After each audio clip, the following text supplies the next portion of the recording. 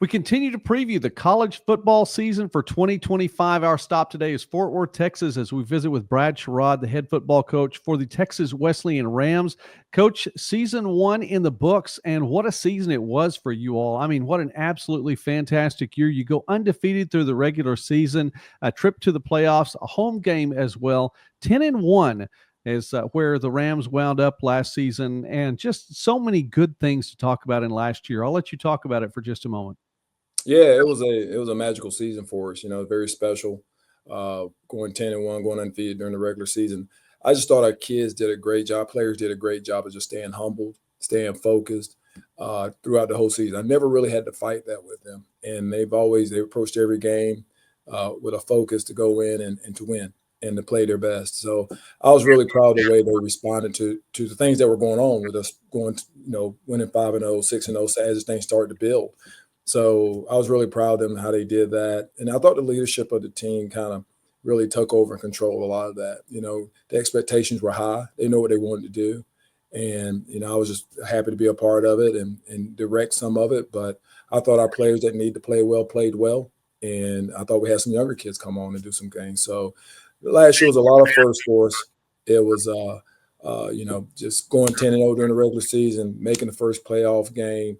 Wish we'd have gone another round or two, maybe the whole thing. But I thought we had the personnel to do that, but we had to change some things in off season. I'm sure we'll get into that later, just kind of to help us hopefully get over that hump.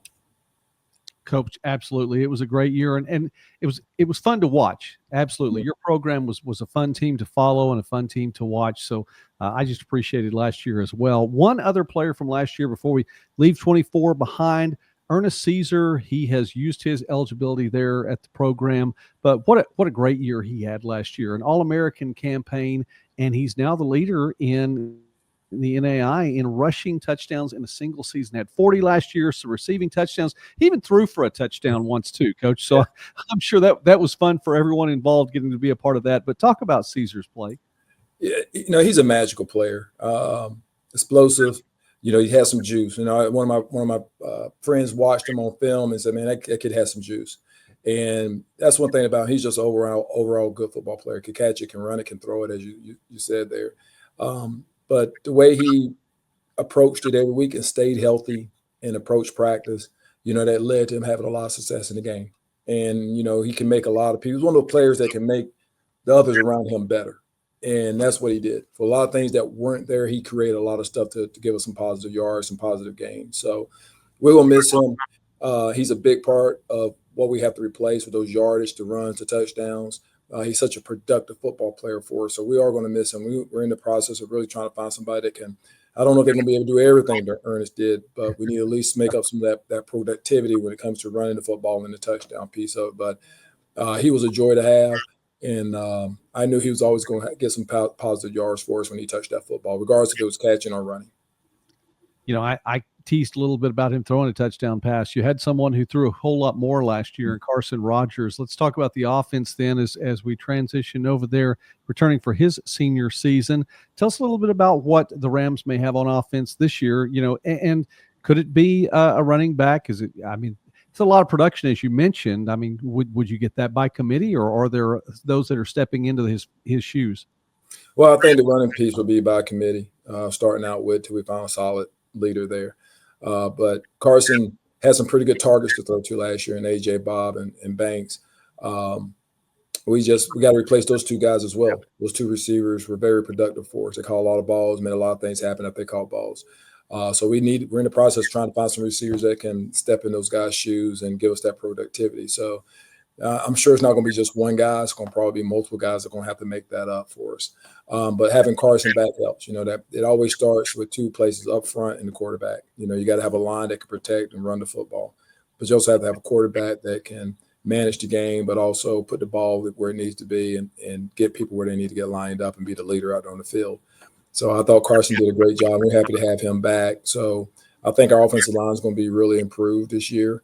I thought they were pretty good. I thought they got better and better every game last year. I know it's hard to say. Some people don't ever see that, but not having the spring, those guys, and they were young and working together for the first time, they just kept getting better and better as it went. And then Carson, of course, had all those weapons to throw to. So he's doing a great job in the first 3 practices that we've had, and really helping getting guys in spots and get them in places where they're supposed to be. He's managing it out there, but I think some of our receivers will step up as well. So I'm really happy to have Carson back, and like every year, every team's different. Every team's different. So I don't know if we're going to score 60 points a game. But, having a quarterback that can do that helps. At least he's been there and done that before. What Right. a productive offense that was. But you're right. There are some places to fill, and I hope that's looking good for you in the spring practices right now. We're visiting with Brad Sherrod here on Midwest Sportsnet, and I encourage you, please take the time to like the video and subscribe to the channel. We would appreciate that. We enjoy talking about small college sports and more throughout the Midwest and beyond. And Coach, then for the defensive side of the ball, it was a defense that was strong too. I think the offense got a lot of attention because it was so productive, but the defense held up for you quite well. Sir Hill among those that's going to be returning next year, and one of the leaders on the team last year in tackles, 7.5 tackles for loss, 4 sacks. I mean, he forced turnovers too, had 3 interceptions, forced 3 fumbles. What a pretty good stat line for him for the season. He's not alone in those that are coming back. No, we moved him from outside linebacker, defensive end, basically to inside linebacker. And I just thought from the very first day that we put him there to the end of the season, he got so much better. And you just rattled off a bunch of stats that he had. And I'm impressed with him, how fast he picked that up and was able to be productive and make some plays for us and do some things for us. I was really pleased with him. And I really think he's going to continue to get better during this spring and the summer, and next year should be better. But he was a very, very productive player for us. You talk about the defense and the turnovers a guy. We try to get about 3 turnovers a game. That's our goal. And I think we've averaged a little bit over 3 a game with all the interceptions and the fumble recoveries. And I'm really proud of those guys because that's what we need to do if we want to have a chance to win the game. And then vice versa, we can't turn it over on offense, but at the same time, the defense is giving the offense the ball 3 times a game. Hopefully we put in a position that we can score. And I thought we did a great job of providing short fields for our offense. So I want to give those guys credit because they didn't get a lot of it during the season. And it's understandable. And that's what happens when offense is scoring that many points. People love points. And I do too. Don't get me wrong. I love when they score a bunch of points. That's I like that. But sometimes the defense doesn't get that recognition of what things that they're doing. But when you start looking at the stats and the short fields that we're providing and the turnovers that we're providing, that's a part of a team of winning a game, and that's the whole team winning, and that's just a third of the part of the whole thing. So I'm really proud of the way those guys and the way he's grown as Sir Hill has grown as a football player, and I think he's going to get better. And we have some other guys such as Dalen Rogers, back there in the back end. He's returning. We lost Jamarian Reed. But Dalen has been pleasant his first 3 days, and he always has been of just showing some leadership and leading back there on the back end. And we have some spots to fill now. We lost a corner in Josh Morris. We lost a corner there. We're gonna have to fill that spot. We have to fill Jay Reed's spot as a safety, and Arian Bott as one of our defensive line. We have to fill that spot. So if we can I think we can get that done. I think there's some guys there that has a chance to be pretty good. Then we can have a really good team. Defensively and play hard and create fumbles and create turnovers, and that's our goal. That's our goal every weekend. You mentioned just 3 days in the spring practice at this point in time. There, in looking for those places where you have spots to fill. One of those possibly on special teams. I wanted to ask about that. Jason Price had a great career there at Texas Wesleyan, and you get to be a part of it. His senior campaign, he was an electric return man, and he has used his eligibility as well.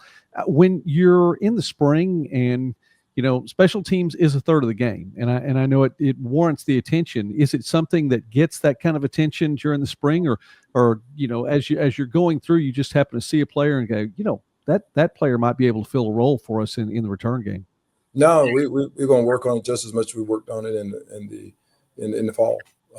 In the spring, we have about 14 minutes every day committed to special teams. And, I took the first couple of days and I did punt. Today is going to be kickoff cover. But yeah, we have a special period every day. We want to see who can catch a ball and first see can they catch it, and then let's see if they're electric with it afterwards.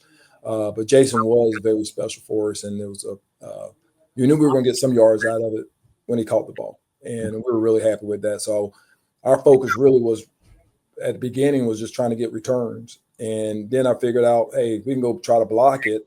That'll force him to stay in a little bit longer and give Jason even more opportunity to try to create, and he did. So he'll be missed, but at the same time, I think we have some guys back there that can possibly replace him. I don't know at the same level, but we're definitely going to try to get those guys to be productive returners for us. And but special teams is very important in what we do. You know, I just believe that you can't just talk about it, you got to actually go out there and do it and practice it, so the kids will see how important it is. And once they see how important it is, how much time we're spending on it, then they'll know, hey, when we do this, it's not a period to go to the sideline and take a break. It's like we're all working. We're all trying to get better. And special teams is so important. I think I understand because you got so much other stuff on defense and offense you want to do. That's the one time that both sides are coming together and working together on the field. And I like that. And I coach special teams because I get a chance to talk to all the kids on both sides of the ball, not just one side. And I want to continue to keep doing that this spring and going on into next year. But we're going to spend a lot of time on special teams. Absolutely. I understand. Mm-hmm. All right, Coach, before we wrap up our time, and I want to hear a little bit about the season itself, I have to ask you something, and just check in with coaches this season as we preview the teams. The genre, if you will, is well, it's starting to get a little bit farther away from when it actually happens. So I want to ask you, 80s music, favorite 80s song or artist, one or the other. I'll let you choose. Well, growing up in the 80s, you know, I had two, so I had to give you two. It's always Michael Jackson and always Prince, you know, and they were the hottest guys going on right now in their music and their popularity at that time. I'm sure there's some other groups in there, but those two stick out in my mind. And I'm going to have to give you a third one, New Edition. So that was the third one. So okay. All right. But I'm sorry you asked for one. I gave you three. It's like a coach. We never just give you one. So, but I did want those are the groups and artists that I follow that I kind of stick in my mind. I understand. Hey, you can have more than one. That was okay, I appreciate it. Off genre, so I get it. All right, season then gets underway. You're 3 months out as we've been talking about spring practice a little bit right now. Obviously, the Senior Athletic Conference schedule is going to be a big part of it. Where and when do you all open up?